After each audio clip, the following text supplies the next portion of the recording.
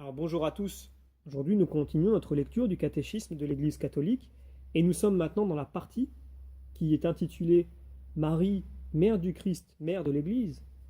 Et donc, la question numéro 196 du compendium est la suivante.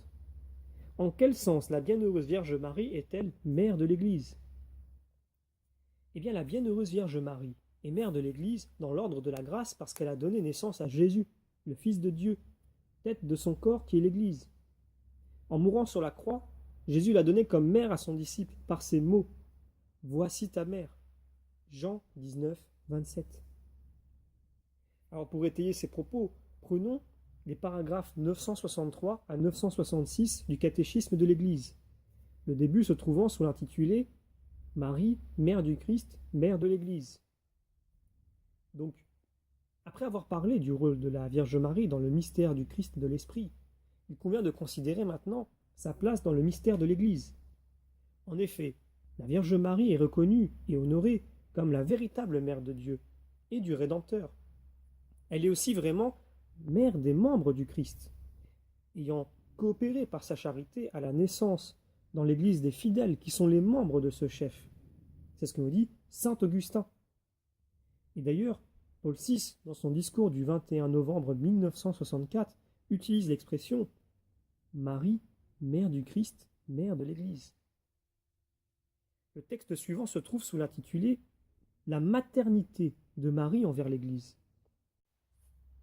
Le rôle de Marie envers l'Église est inséparable de son union au Christ. Elle en découle directement.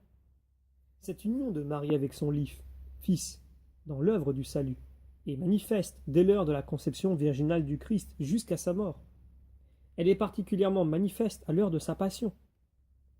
La bienheureuse Vierge avança dans son pèlerinage de foi, gardant fidèlement l'union avec son Fils jusqu'à la croix où, non sans un dessein divin, elle était debout, souffrant cruellement avec son Fils unique, associé d'un cœur maternel à son sacrifice, donnant à l'immolation de la victime née de sa chair le consentement de son amour, pour être enfin, par le même Christ Jésus mourant sur la croix, donné comme sa mère aux disciples par ces mots « Femme, voici ton Fils ».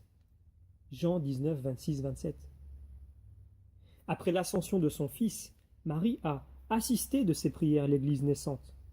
Réunie avec les apôtres et quelques femmes, on voit Marie appelant elle aussi de ses prières le don de l'Esprit qui, à l'Annonciation, l'avait déjà elle-même prise sous son ombre.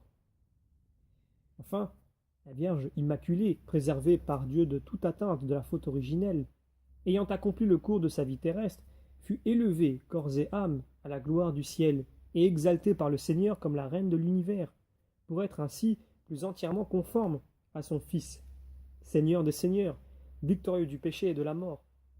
Donc, voir notamment la proclamation du dogme de l'Assomption de la Bienheureuse Vierge Marie par le pape Pie XII en 1950. L'Assomption de la Sainte Vierge est une participation singulière à la résurrection de son Fils et une anticipation de la résurrection des autres chrétiens. Dans la liturgie byzantine, nous disons le 15 août « Dans ton enfantement tu as gardé la virginité, dans ta dormition tu n'as pas quitté le monde, ô Mère de Dieu, tu as rejoint la source de la vie, toi qui conçus le Dieu vivant et qui par tes prières délivreras nos âmes de la mort. »